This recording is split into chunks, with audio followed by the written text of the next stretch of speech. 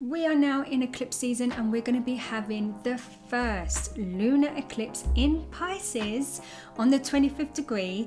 This will be on the 17th, 18th of September, and it will be the first of three that we will be having. So what does this mean? Well, this is just the beginning, guys. This is just the beginning of a very transformative time ahead. Let's dive in.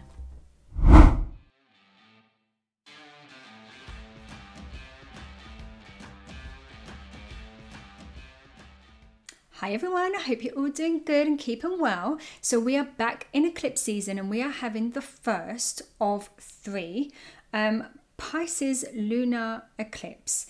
This is a partial lunar eclipse. This is on the 25th degree of Pisces. So if you have any planets around 25 degrees, give or take 2 or 3 degrees either side, this is also going to be very impactful for you. So pay attention to that.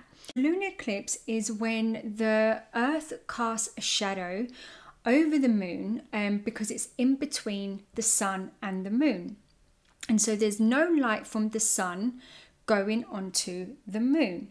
And this is why, especially with total lunar eclipses, we can see a red tinge, like a red blood moon, as they call it. And that's because the sun's energy interacts with the Earth's atmosphere, and that creates a red tinge onto the moon, and that's why we get that red tinge. But the interesting thing about that is that when we think of red and we see the red, and it's a full moon as well, the red represents the root chakra, and the root chakra is our chakra which is all about our safety, our stability. It's our fears and about being grounded as well. So if we feel very unstable, we feel fearful, agitated, anxious, that's a lot to do with our root chakra.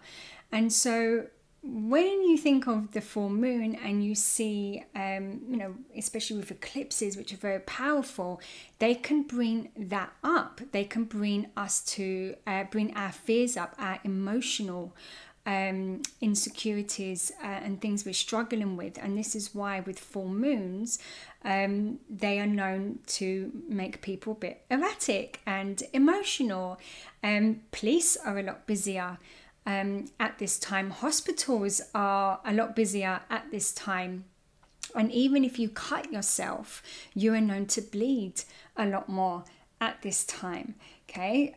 Because everything is heightened, and the moon is the feminine energy, and the feminine energy is all about our emotional world, and it's very internal. So lunar eclipses is much more about having an internal shift. It's more about being introspective, whereas the solar eclipses are more about externally making changes more in our life in an external sense. The lunar eclipses are always more internal. It's asking us to go within. You have to feel it to heal it, and that's a real potent thing to remember with these eclipses coming up over the next 2 years, that there is going to have to be some real deep healing work and introspection that needs to go on.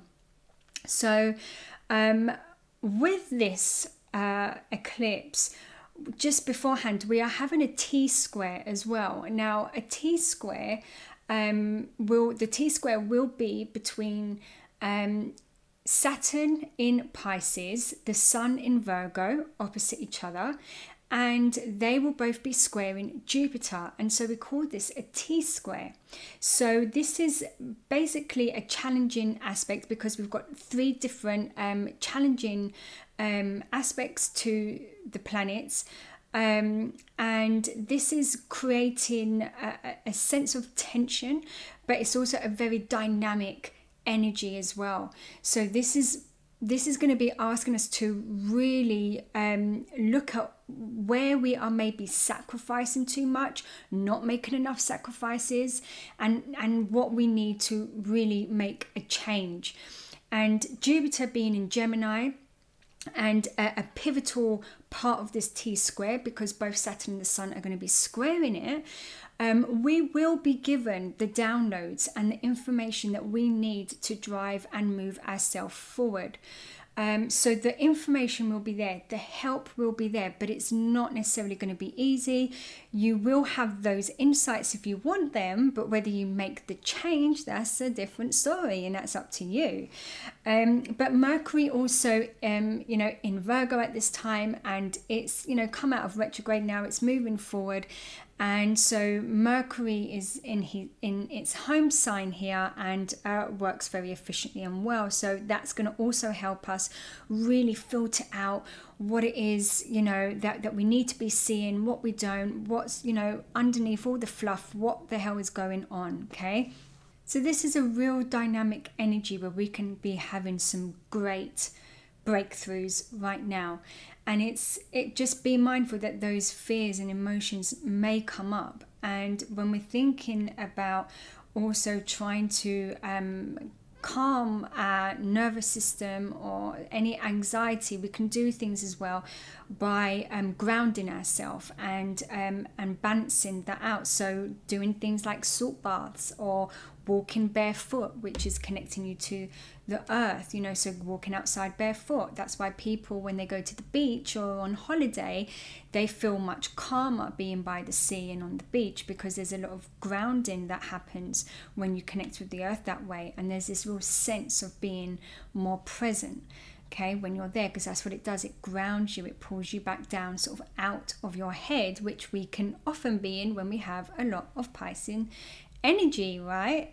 Any of you who know and have a lot of Piscean energy will know that it's very, very easy to get distracted and to sort of escape in our thoughts. So this is something else, because with this full moon lunar eclipse in Pisces, there may be this tendency that we might want to escape. We might want to get away from whatever is decisions that we may have to make as well. But I don't think that that's going to really be the case. I don't think we'll be allowed to do that, because Mars will also be squaring the North Node in this eclipse. Now Mars rules Aries and the North Node is in Aries. And so this square that's happening, where they're working, even though it's a point of tension, it's working well, because Mars understands, yes, that there needs to be a cut-off point. There needs to be something that's severed here. That's what Mars does. It severs things. It separates things. So there's no matter how much we want to try and escape this, we need to be in the feels to really heal what's going on, because something is going to have to give, especially with this T-square that is also happening. So now, when we think of Pisces, Pisces is also the associated with the 12th house, which is the last house. And the 12th house is the house of isolation. It's the house of so it can rule things like prisons and hospitals and spiritual places, religious places that we go to pray, mosques, etc. Even just being alone, just hibernating at home. And this is the house of spirituality. This is the house of enlightenment, unconditional love, empathy, compassion, giving, and having a higher perspective. But on the more lower vibration, we could also be looking at things like attachment, codependency, addictions. When we also think of the first house, which is the first house represents us, right? It's the doorway that we enter the world into. And so the 12th house kind of represents the womb. That's when we are tucked away in the womb and we're, getting ready to be birthed. And so this is kind of what this is like. The next 2 years, we are preparing to be rebirthed. And that means that the next 2 years, couple of years, we're going to have to really look after ourselves and there's going to be some growing pains. Yes, of course. There's going to be some adjustments. But it's to prepare us. There's so much wrapping up. We have 3 outer planets that are all in the late degrees, that are all going to be changing over the next couple of years, which means, you know, big shifts happening, a new kind of era that we're going to be stepping into. And you're going to look back in a couple of years' time, you're going to look back to now and probably think, wow, I can't believe how much has changed in the last couple of years. Like, it's going to be crazy. For some of you, for a lot, if that's what you're looking for, you could literally be in a brand new life in the next couple of years, and it's going to feel like it happened like that. Really quickly. The energy is going to accelerate. So if you want change, like, prepare for it and be open to the possibilities that are coming and opportunities, you know, that will be coming your way, because there most definitely will be. But that's, again, not going to come easily. It's not going to come without some growing pains and maybe some sacrifices as well. Now, what does this even mean? What is the eclipse in Pisces really mean? Okay, so you can look at the house that Pisces rules for you.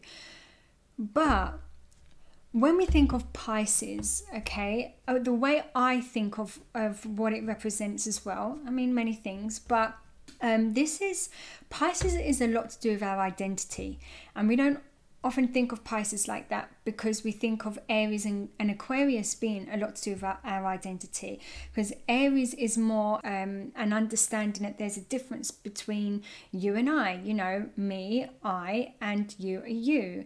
And if we look at the axis of Libra, you know, that's about partnership, but that can also be codependency. So with the axis of Libra and Aries, we're learning a lot about what it means to be in connection, but also to be an individual as well, and learning interdependence. That is what that axis is about. And when we think of Aquarius is about how we differ, so our differences. So it's about expressing and acknowledging our differences and celebrating our differences. So what makes us different, and at the same time still being able to connect with people in that very special way of, you know, you being you and them being them. And Pisces, the way I see Pisces, is really who we are on a real soul core level. This is why so many Pisces rising I've seen, and Pisces suns, but especially a lot of Pisces risings, they can struggle sometimes with really knowing who they are, because there's so many different aspects to the Piscean energy. And this is why you hear a lot of the time where they will often say, oh, I don't know who I am, or who I should be, or what I should be doing, or, you know, what's my purpose. And it's because they can embody so many different aspects. Part of the Piscean energy is being so sensitive and empathic to our surroundings and feelings that we tend to pick up so much of everyone else, or who we think we need to be, that we can kind of lose ourselves. And we can adapt so well that sometimes we can adapt to what other people want us to be, or what we're expected to be. So you can have a look, you know, at your Pisces house as well, and maybe this is an area where you maybe feel a sense of your identity can be a little bit blurred, or maybe you adapt or struggle to adapt in that area, or feel a certain pressure or expectation to be something. You know, when you go to like a Christmas party and you see all your work colleagues and they're all, you know, having fun and drinking, and you're like looking at them thinking, oh my God, I've never seen this side of them before. Like, how cool is that? You know, but it's like some people really shock you, actually never seen that side of them. And they may never have seen that side of you that's dancing on top of the table. Come on, you know who you are, right? But it's great, because those are the parts of us that make us feel more connected to people, because they're seeing more of who we are.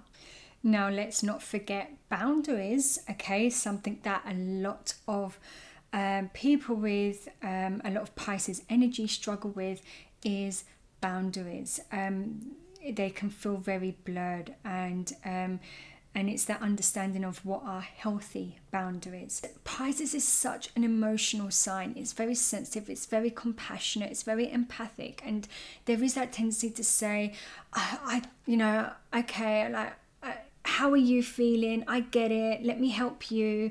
And really kind of neglecting the self. And it's finding that balance of being compassionate. We can be compassionate, but we can still have boundaries, and we can assert our boundaries in a loving way.